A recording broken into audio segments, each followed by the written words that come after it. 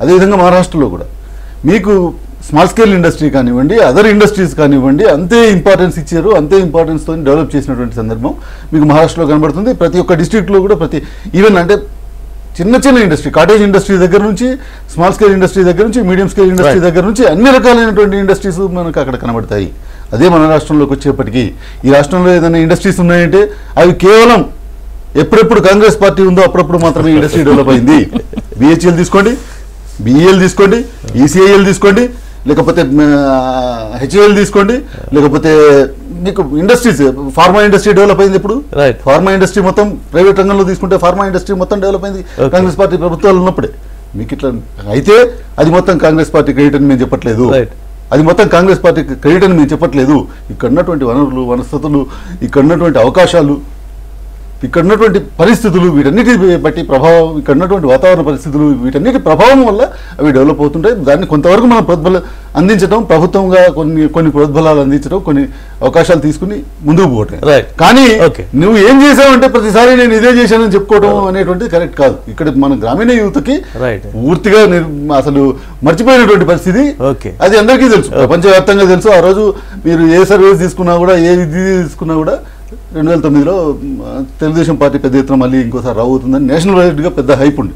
కానీ ఇక్కడ మేము ఆ రోజు ఎక్కడికి వెళ్ళినా కూడా, వేరే రాష్ట్రాలకు వెళ్ళినప్పుడు కనుక వేరే వాళ్ళకి లేదు ఈసారి చంద్రబాబు నాయుడు ఓడిపోతున్నాడని మేము చెప్తే మమ్మల్ని ఒక ఇదిగా చూసేవారు 2004లో కానివ్వండి 2009. కానీ ఇక్కడ వాస్తవ పరిస్థితి, గ్రౌండ్ రియాలిటీ ఏంటంటే మేము అక్కడ తిరుగుతున్నాం, గ్రౌండ్లో కూడా తిరుగుతున్నాం కాబట్టి మాకు ఐడియా ఉంది.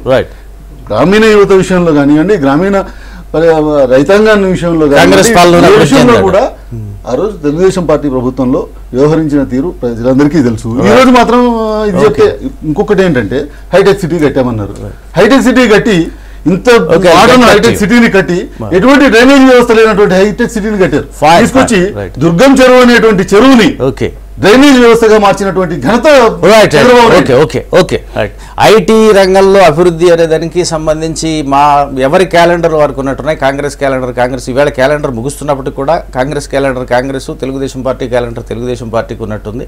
సో కాబట్టి శ్రీనివాసరెడ్డి గారు చెప్పండి, మీరు ఈ అభివృద్ధి ఐటీ అనేది వచ్చింది కరెక్టే, ఎవరి హయాంలో అయితే వచ్చిందో అనేది పక్కన పెడితే ఐటీ వచ్చింది. ఐటీ వల్ల డిస్పారిటీస్ పెరిగాయి. పొలిటికల్ యాక్టివ్గా చూసుకున్నట్టయితే ఇవాళ ఉద్యమాల్లో, తెలంగాణ ప్రత్యేక ఉద్యమంలో కానీ పాల్గొంటున్నట్టు యూత్ కానీ, లేదా సమైక్యాంధ్ర ఉద్యమంలో రోడ్డు మీదకి వస్తున్నటువంటి యూత్ కానీ, ఈ చెబుతున్నటువంటి అభివృద్ధి చెందినటువంటి ఐటీ రంగం నుంచి వాళ్ళు ఎక్కువ ఉన్నారా? గ్రామీణ, పట్టణ, మధ్యతరగతి, దిగువ మధ్యతరగతి, పేద వర్గాలు ఎక్కువ ఉన్నారా? ఎవరు పొలిటికల్గా యాక్టివ్ ఉన్నారు?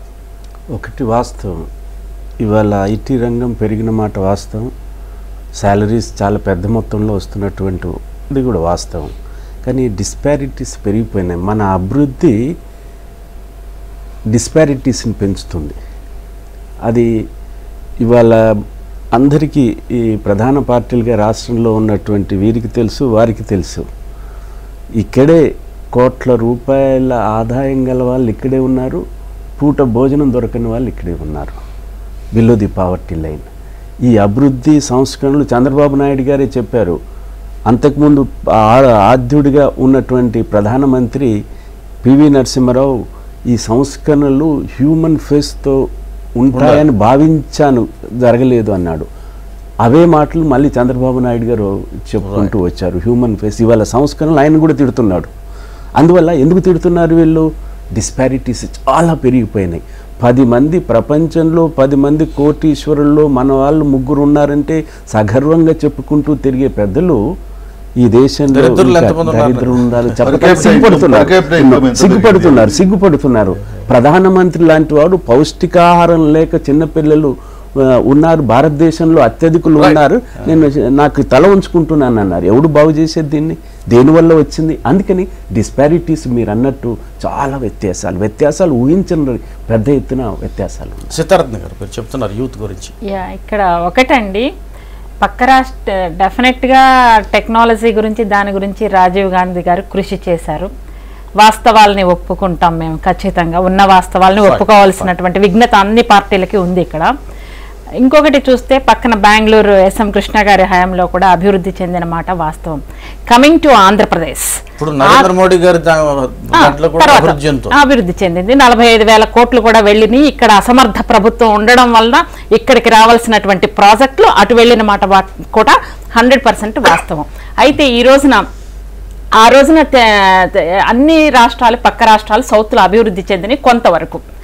కమింగ్ టు ఆంధ్రప్రదేశ్లో ఇంతకు ముందు నుంచి ఉన్నటువంటి ప్రభుత్వాలలో ఉన్నటువంటి ఏవైతే ప్రభుత్వాలు పరిపాలించినాయో జరగనటువంటి అభివృద్ధి, ఎంప్లాయ్మెంట్ క్రియేషన్, ఇన్వెస్ట్మెంట్స్ అవి అన్నీ కూడా తెలుగుదేశం పార్టీ హయాంలో జరిగినాయి అని చెప్తున్నాం తప్పితే పక్కన కాంగ్రెస్ ప్రభుత్వం ఉన్నటువంటి బెంగళూరులో, కర్ణాటకలో జరగలేదని మేము అంటలేదే.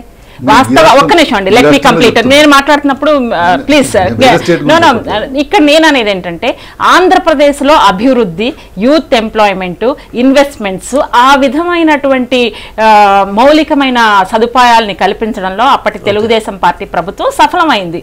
సో అవి అన్ని విస్మరించి కేవలం రాజకీయ ఉద్దేశాలతోటి పొలిటికల్ పార్టీస్ లాగా బురద చల్లాలి అని చల్లడం అనేది కరెక్ట్ కాదు. వాస్తవాలని వాస్తవాలుగా ఒప్పుకుంటే ప్రజలు కూడా యాక్సెప్ట్ చేస్తారు. డెఫినెట్గా చెప్పాను నేను, హైటెక్ సిటీ చంద్రబాబు నాయుడు గారు కట్టారని చెప్పాను, కానీ దాంట్లో లోపాలే ఉన్నాయో చెప్పాను. నేనేం కట్టలేదని చెప్పలేదు. కట్టడం కాదండి, ఎంప్లాయ్మెంట్ క్రియేట్ అయింది. బిల్డింగ్లు కట్టడం కాదు, బిల్డింగ్ కట్టడం అంటే ఇంతకు ముందు కూడా ఉన్నాయి. గోల్కొండ కోట ఉంది, ఉస్మానియా ఉన్నాయి, అన్ని ఉన్నాయి. బిల్డింగ్ ఎన్నో సంవత్సరాల నుంచి బిల్డింగ్లు ఉన్నాయి. బట్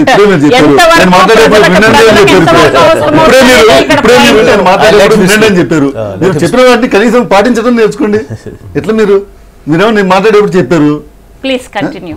నేను అనేది ఏంటంటే హైటెక్ వ్యవస్థ అనేటువంటిది క్రియేట్ చేయటానికని కట్టినప్పుడు ఇంటర్నేషనల్ స్టాండర్డ్స్లో ఒక ఇది క్రియేట్ చేయాలనుకున్నప్పుడు ఏ విధంగా క్రియేట్ చేయాలి అనేటువంటి దాన్ని మర్చిపోయారు అని చెప్తున్నాను నేను.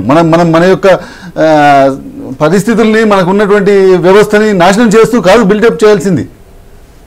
మనకు అక్కడ ఉన్నటువంటి గ్రామీణ వాతావరణ పరిస్థితుల్లో క్రియేట్ అయినటువంటి ఇదిలో అక్కడే పక్కనే ఉన్నటువంటి వాళ్ళందరినీ మొత్తం అనదొక్కిపోయే విధంగా ఉండటానికి లేదు అని అంటున్నాను నేను. అక్కడ డ్రైనేజ్ వ్యవస్థ అనేటువంటిది లేకుండా ఆ చెరువు మీద డిపెండ్ అయ్యి అక్కడ అగ్రికల్చర్ చేస్తున్నటువంటి వాళ్ళని అందరినీ నాశనం చేస్తూ అందులోకి తీసుకుపోయి ఒకవైపు నేను పర్టికులర్గా చెప్పేది ఏంటంటే చంద్రబాబు నాయుడు వర్క్ చేయలేదనో, లేకపోతే హైటెక్ ఇదిలో చేయలేదనో, లేకపోతే ఐటీ రంగంలో ఏమాత్రం పని చేయలేదు అని నేను చెప్పట్లేదు. ఈ రెండింటినీ బ్యాలెన్స్ చేయడంలో పూర్తిగా విఫలమయ్యాడు అనేది నేను స్పష్టంగా చెప్పాను. గ్రామీణ వ్యవస్థకి ఇటు ఈ వ్యవస్థని రెండింటినీ బ్యాలెన్స్ చేయడంలో పూర్తిగా విఫలమైన అనేటువంటిది చెప్తున్నాను. అదేవిధంగా కొన్ని ఈ క్రియేట్ చేసేటువంటి ప్రాసెస్లో కొన్ని అవినీతిపరమైనటువంటివి కూడా జరిగాయి. కొంతమంది మందుప్రీతి కూడా జరిగింది. ఇవాళ అవినీతికి వ్యతిరేకంగానే ఆయన మొత్తం ఉద్యమాన్ని చంద్రబాబు నాయుడు గారు కూడా విద్యార్థులు తన వైపు తిప్పుకుని అవినీతికి వ్యతిరేకంగా చంద్రబాబు నాయుడు గారు కూడా అవినీతి గురించి మాట్లాడితే ఇక ఈ దేశంలో అవినీతి గురించి మాట్లాడాల్సిన వాళ్ళు ఎవరు ఉండరు, అంటే ఇంకెవరు మేలు. ఆయన మీద ఒక్క కేసు కూడా లేదని అంటున్నారు. సరే, అది ఆయన మీద లేదంటే స్టే ఎందుకు తెచ్చుకున్నారు? రెడీగా ఉండాలి కదా. ఎస్, మీరు ఏదైనా ఫేస్ చేయడానికి నేను సిద్ధంగా ఉన్నాను అనాలి కదా. దాని మీద పోయి స్టే ఎందుకు తెచ్చుకున్నారు? స్టే తెచ్చుకోకూడదు. నిజంగా ఆయనకి కనుక చిత్తశుద్ధి ఎటువంటి ఇదైనా ఎంక్వైరీనైనా ఫేస్ చేసేందుకు రెడీగా ఉంటే కనుక స్టే తెచ్చుకోకూడదు. ఎస్, నేను పబ్లిక్ రిప్రజెంటేటివ్ని, నేను పబ్లిక్లో ఉన్నటువంటి వాడిని, మీరు చేసుకోండి నా మీద ఎంక్వైరీ అనాలి. అంతేగాని పోయి స్టే తెచ్చుకుని ఈరోజు ఆ మాట మాట్లాడితే ఎట్లా? వాస్తవాల్ని వక్రీకరించడం ఏ ప్రభుత్వం అయినా అధికారంలో ఉన్న టైంలో కొంతవరకు చేయగలుగుతుంది. తర్వాత ఆ ప్రభుత్వాలు కంటిన్యూ అయితే కనుక ఇంతకు ముందు జరిగినటువంటి లోపాలను సవరించుకోవడానికి అవకాశం ఉంటుంది. అన్ఫార్చునేట్లీ 2004 తర్వాత మళ్ళీ మేము అధికారంలోకి రాలేదు. అంతకుముందు ఏమన్నా కొన్ని లోపాలు ఉంటే సరిదిద్దుకోవడానికి అవకాశం లేదు అధికారంలో లేకపోవడం వల్ల. బట్ దాన్ని చూపించి లోపాలున్నాయి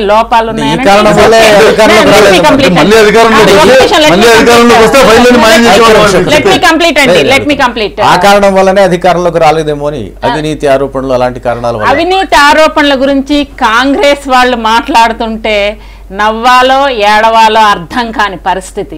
ఎందుకంటే వాళ్ళు అసలు ఆ మాట అవినీతి వేరే పార్టీలు చేశారు అని అనడానికి బేసిక్గా ఉండే అర్హతే కాంగ్రెస్ పార్టీ కార్యకర్త నుంచి సోనియా గాంధీ వరకు కూడా అర్హతే లేదు వాళ్ళకి. వాళ్ళు ఏంటండి మాట్లాడేది? 15 లక్షల కుంభకోణాలు దేశం మొత్తాన్ని అంతర్జాతీయ స్థాయిలో అట్ట అడుగుకి దిగజార్చినటువంటి ఘనత కాంగ్రెస్ పార్టీది. వీళ్ళు మాట్లాడతారా అవినీతి గురించి? వీళ్ళు మాట్లాడతారా చంద్రబాబు నాయుడు గారిని క్రిటిసైజ్ చేయడానికి? సాక్షాత్తు రాహుల్ గాంధీ కొన్ని ఎకరాలు కొన్నారు, ఆయన బావ వాద్రా ఇంట్లోనే ఉన్నారు. అవినీతి గురించి, అవినీతి బిల్లు గురించి వాళ్ళు పెడతారా? అవినీతి బిల్లు గురించి మేము కంట్రోల్ చేస్తున్నామని మాట్లాడతారా? ఆ పేటెంట్ వాళ్ళు తీసుకుంటారా? అన్నా హజారే ఉద్యమం వలన ఎలక్షన్స్ రాబోయే 3-4 months లో ఎలక్షన్స్ ఉన్నాయని చెప్పేసి కంటి తుడుపు చర్యగా బలమైన కోరలు లేనటువంటి లోక్పాల్ బిల్లుని ఈ రోజున ప్రవేశపెట్టి కాంగ్రెస్ వాళ్ళు అవినీతి ఆదర్శ కుంభకోణం విచారణని మళ్ళీ కొనసాగించాలి రాహుల్ గాంధీ. అదేవిధంగా రాహుల్ గాంధీ గారు ఇప్పుడు లేచారా నిద్ర? ఆయనకి ఇన్ని సంవత్సరాల నుంచి తెలియదు. ఇప్పుడు చూడండి, హిమాచల్ ప్రదేశ్ వీరభద్ర సింగ్ గారు తీసుకున్నారని సాక్షాత్తు అరుణ్ జైట్లీ గారు అంటున్నారు. ఆయన ముఖ్యమంత్రి. మీరు ఎక్కడ అంటే సాక్షాత్తు ప్రతిపక్ష నాయకుడని మీకు అరుణ్ జైట్లీ రాజ్యసభలో ప్రతిపక్ష నాయకుడు అరుణ్ జైట్లీ చదువుతున్నారు. అన్ని 4 రాష్ట్రాల్లో ఒక మిజోరం తప్ప మిగిలిన రాష్ట్రాల్లో దెబ్బ చూపించిన తర్వాత కూడా మీరు అవినీతి గురించి, మీ అవినీతి వల్లనే మీరు పవర్ లో కోల్పోయారు. You people are going to be రేపు 2014 లో కూడా మీరు పాయింట్కి వచ్చారు. మేము అవినీతి వల్లనే ఇప్పుడు మేము 4 రాష్ట్రాల్లో ఓడిపోయాం అనేటువంటి వాదన ఏదైతే మీరు వినిపించారో, మేము చెప్పేది ఏంటంటే అదే, మీ అవినీతిని ప్రజలు మర్చిపోలేకే 10 సంవత్సరాల పాటు మిమ్మల్ని ప్రభుత్వం నుంచి పక్కన పడేశారు అని చెప్తున్నారు. 10 సంవత్సరాల పాటు ఈ రాష్ట్రంలో ప్రభుత్వం నుంచి మిమ్మల్ని పక్కన పడేశారు. మీ అవినీతిని భరించలేకనే పక్కన పెట్టారని కుంభకోణాలు చేశారండి బాబు. దేశాన్ని నమ్మేసే స్టేజ్ లో ఉన్నారు మీరు.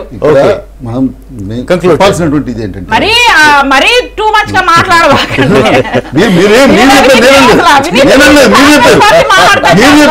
మీరు చెప్పారు 4 రాష్ట్రాల్లో ఓడిపోవడానికి కారణం ఏదని మీరు అంటే మీరు ఇక్కడ 2 సార్లు ఓడిపోవడం ఏ పార్టీ అయినా సరే, ఏ పార్టీలోనైనా, ఏ రాజకీయ పార్టీలోనైనా అవినీతి పరులు ఉండొచ్చు. ఇక్కడ కాంగ్రెస్ పార్టీలో ఉండి ఉండొచ్చు, తెలుగుదేశం పార్టీలో ఉండి ఉండొచ్చు. తెలుగుదేశం పార్టీని అనొద్దండి మీరు. నేను ఇక్కడ ఒకటే చెప్తాను, మీలాంటి రాజకీయ నాయకులు ఉండటం వల్లనే ఇప్పుడు నేను చెప్తాను, ఎస్ వాద్రా మీద అవినీతి కేసులు ఉంటే దానికి నేను డెఫినెట్ గా ఖండిస్తాను. డెఫినెట్ గా నేను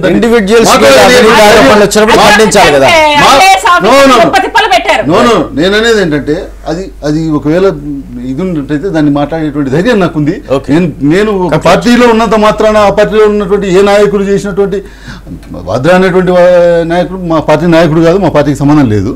కానీ మా పార్టీకి సంబంధించినటువంటి ఏ రాజకీయ నాయకులైనా కూడా ఒకవేళ అవినీతిలో ఉన్నట్టయితే అతని గురించి ధైర్యంగా మాట్లాడేటువంటిది నాకుంది. అదేవిధంగా తెలుగుదేశం పార్టీలో ఏ రాజకీయ నాయకుడు, నేను నీతిపరంగా ఉన్నటువంటి ఏ రాజకీయ నాయకుడిని కూడా తెలుగుదేశం పార్టీలో అంతకుముందు ఉన్నటువంటి ఏ నాయకుడిని కూడా నేను వేలెత్తి చూపెట్టట్లేదు. కానీ ఎవరైతే అవినీతి ఇదిలో కూరుకుపోయినటువంటి వాళ్ళు ఉన్నారో, ఎన్టీ రామారావు గారి గురించి అవినీతి సంబంధించినటువంటి ఆరోపణలు లేవు. ఆయన గురించి మేము కూడా మాట్లాడాం. అన్ని పార్టీలు నిజాయితీ పరులు ఉంటారు, అవినీతి ఆరోపణలు ఎదుర్కొనే వాళ్ళు ఉంటారు. చంద్రబాబు నాయుడు అవినీతి ఆరోపణలో ఉన్నారంటున్నాం. కానీ తెలుగుదేశం పార్టీ అవినీతి ఆరోపణలో కూరుకుపోయిందనో, తెలుగుదేశం పార్టీలో ఉన్నటువంటి అందరు నాయకులు అవినీతి ఆరోపణలో కూరుకుపోయారని మేము మాట్లాడుతున్నాం. చంద్రబాబు నాయుడు అత్యంత అవినీతి పరులు ఈ దేశంలో, అవినీతికి ఆద్యుడు అని చెప్పి చెప్తున్నాం. చంద్రబాబు నాయుడు గారు అవినీతి పరుడు అని అనడం, ఆయనకి మనసులో చంద్రబాబు నాయుడు గారు ఎంత నీతిమంతుడో తెలుసు. కానీ ప్రజలు వాస్తవాలను వక్రీకరిస్తున్నారు. మీరు రాష్ట్రాన్ని కొల్లగొట్టారు, దేశాన్ని కొల్లగొట్టారు. మీరు చంద్రబాబు నాయుడు గారి గురించి మాట్లాడతారు.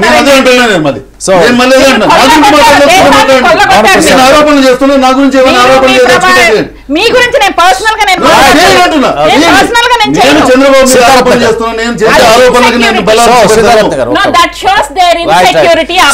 భావానికి మీ మాటలు తెలియజేస్తున్నాయి. ఏ పార్టీలో ఎవరెంత అవినీతి ఆరోపణలు ఎదుర్కొంటున్నారు, ఎంతమంది నిజాయితీ పరులు అనేది మామూలుగా మీడియా గమనిస్తుంది, ప్రజలు కూడా గమనిస్తుంటారు.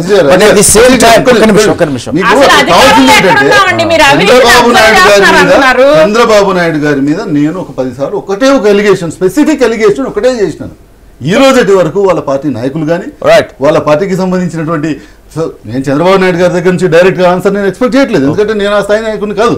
కానీ ఆ పార్టీకి సంబంధించినటువంటి వాళ్ళు, ఆ పార్టీలో అధికార ప్రతినిధులు కానీ, ఆ పార్టీకి సంబంధించినటువంటి నాయకులు కానీ ముందుకొచ్చి ఎస్ నేను సిఎల్పిలో ప్రెస్ మీట్ పెట్టి నేను ఆరోపణలు చేశాను, ఆ ఆరోపణల మీద ఎన్నో సందర్భాల్లో సీనియర్ నాయకులకు, తెలుగుదేశం పార్టీ సీనియర్ నాయకులు వచ్చినప్పుడు కూడా నేను ఆరోపణలు చేశాను, కానీ ఆ ఆరోపణల మీద ఇంతవరకు తెలుగుదేశం పార్టీ ఒక్క రోజు కూడా దాన్ని ఖండించడం కానీ దాని మీద